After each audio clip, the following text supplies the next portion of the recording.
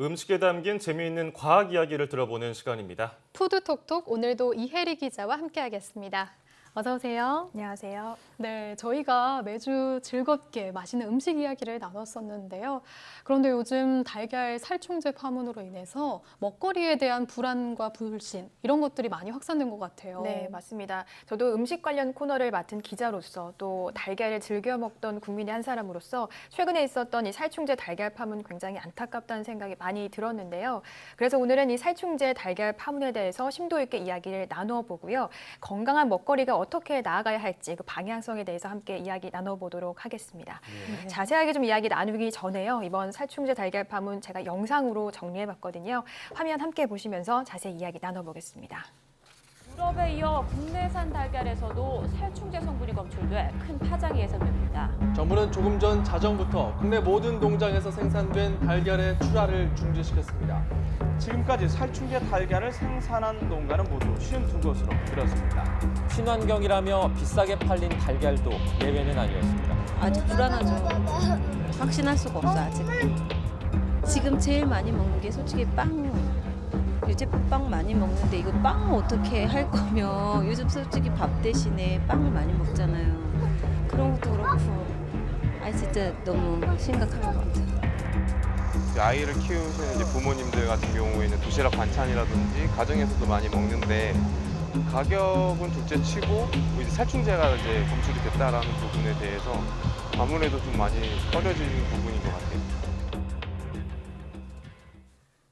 네, 우리도 다 같은 마음인 것 같아요. 이게 워낙 국민 먹거리로 불릴 만큼 친근한 식품이고 뭐 달걀이 안 들어간 음식을 찾기 어려울 정도로 다양한 곳에 들어가 있는데 그래서 더 충격인 것 같아요. 네, 맞습니다. 그리고 이제 친환경 농장에서 이 살충제가 검출됐다는 사실도 굉장히 맞아요. 충격적이었는데요. 정부 조사에 따르면 부적합 판정을 받은 농장이 52곳이었는데 그중에 친환경 농장이 31곳이었고요. 일반 농장이 21곳이었으니까. 그러니까 이제 일반 농장보다 친환경 농장의 비중이 좀 더 높았다는 얘기입니다. 아무래도 이제 친환경 농장에서 나온 달걀은 괜찮지 않을까라는 마음으로 구매를 했던 소비자들에게는 더 큰 배신감으로 좀 다가왔을 것 같습니다. 예, 그러면 친환경 인증제 자체에 문제가 있었을까요?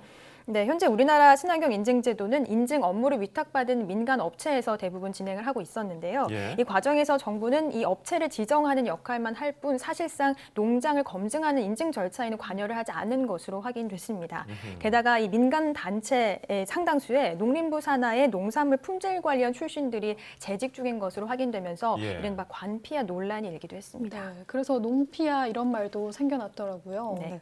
그러니까 그동안 친환경 인증이라는 이름에 걸맞지 않은 허술한 관리가 이루어졌다는 거군요. 네, 그렇습니다. 이제 뿐만 아니라 이런 살충제에 대해서 그동안 너무 안일하게 생각한 것이 아니냐라는 얘기도 있었는데요. 정부가 예산 3억 원을 들여서 살충제를 지원했는데 이 안에는 친환경 농장도 포함돼 있었습니다. 예. 그러니까 이번 일로 일부 친환경 제품을 인증을 받은 농장에 문제가 지적됐기 때문에 다른 선량한 농장주들이 피해를 보진 않을까 또 걱정이 되긴 하는데 그만큼 친환경이라는 이름을 함부로 쓰지 못하게 철저하게 검증을 해야겠습니다. 네. 이번 기회가 좀 뼈아프지만 아무래도 반면교사로 삼을 수 있는 기회를 삼아야겠어요. 네, 맞습니다. 이제 그만큼 이제 먹거리에 대해서 얼마나 철저하게 검증을 해야 되냐를 이번 일을 통해서 확인할 수 있었는데요. 네. 일례로 이 40년 전에 이미 사용이 금지된 DDT가 검출된 친환경 농장이 있었는데 그렇죠. 이미 이렇게 오래전에 금지된 농약이 어떻게 이 닭에게 전달이 됐을까? 네. 지금 대표적으로 유력하게 거론되는 것이 토양이거든요. 네. 네. 그만큼 다양한 가능성을 염두에 두고 여러 각도로 이 먹거리에 대해서는 검증을 해야 된다는 것을 확인을 할 수 있었습니다. 말씀하신 대로 뭐 일부 친환경 농장이 잘못한 것을 가지고 뭐 전체 친환경 농장, 친환경 이 산업이 좀 문매를 맞지 않을까 우려하는 목소리도 있거든요. 네. 관련해서 이야기 잠시 들어보시겠습니다. 전반적으로 건강한 축산을 위해서 생산자와 소비자들이 민간에서 자발적으로 해왔던 노력들 그런 것들이 이번 검출건으로 모두 폄하되고 왜곡되지 않기를 바라는 마음을 갖고 있습니다.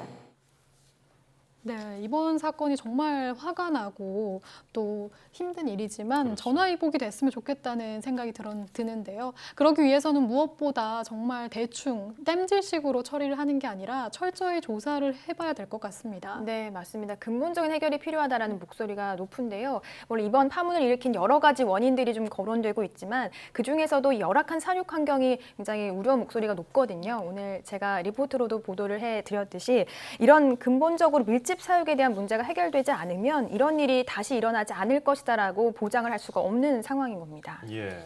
아까 뭐 이혜리 기자 리포트에서 지적한 그 동물의 사육 공간, 동물 복지, 뭐 A4 용지 요거보다 작다 그랬나요? 닭이 네. 생활하는 곳이? 그게 이런 곳에서 자란 동물이 건강할리 만무하겠죠. 네, 그렇습니다. 그래서 대안으로 떠오른 곳이 동물복지농장이거든요. 예. 동물복지농장이라는 것은 동물의 습성대로 좀 더 널찍한 공간에서 사육을 하는 것을 말합니다. 물론 생산성은 떨어질 수 있겠지만 밀집 사육이 아니다 보니까 동물이 받는 스트레스가 적게 되고 그러면서 동물의 면역력이 높아지면서 자연스럽게 살충제나 항생제 사용을 줄일 수 있는 겁니다. 네. 네. 관련해서 잠시 전문가의 인터뷰 함께 들어보시겠습니다. 네.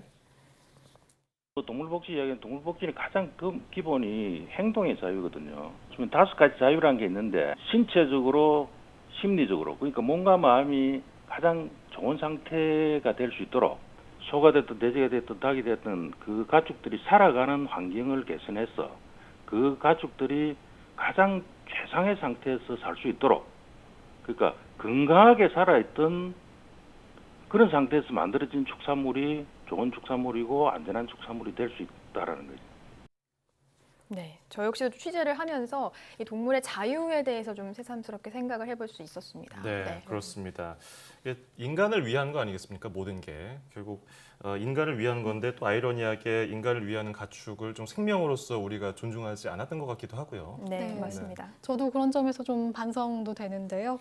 그런데 이 소비자 입장에서 보면요. 동물복지농장, 여기서 생산된 것 너무 좋지만 이렇게 생산된 축산물들이 보통 더 비싸지 않나요? 그러면 소비자 입장에서는 부담이 돼서 소비로 이어지기가 힘들 것 같은데요. 또 여기서 더해지면 그 농장 이익도 줄어들고 동물복지농장의 수가 결국에 감소하게 되는 악순환이 되지 않을까 그런 우려도 좀 있어요. 네, 맞습니다. 너무 터무니없이 비싸게 되면 사실 구매율이 떨어질 수밖에 없겠죠. 네. 제가 실제로 마트에서 판매 중인 달걀 값을 비교해 봤는데요. 동물복지농장 인증을 받은 곳에서 생산된 달걀 한 판의 값이 15,500원이었는데 일반 달걀 한 판의 값은 6,580원이었습니다. 네. 거의 2배 정도 차이가 나는데 이 정도면은 좀 안 살 것 같은데요. 네, 맞습니다. 그래서 이제 적정한 가격선을 잘 형성해야 된다는 목소리가 있는데요. 네. 이 과정에서 정부의 역할이 중요하다는 입장도 있습니다. 관련 이야기 잠시 들어보시겠습니다.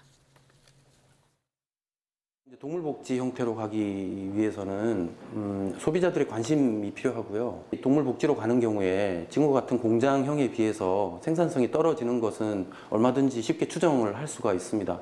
그렇다면은 소비자들이 더 지불할 수 있는 그 의향 금액, 그 금액과 실제 생산자들이 또 높아지게 될 생산 비용, 이 갭이 있다면 그 갭에 대해서는 정부 기관이 그거에 대한 이제 보상을 해줄 수 있는 그런 정책들을 만들어야겠죠.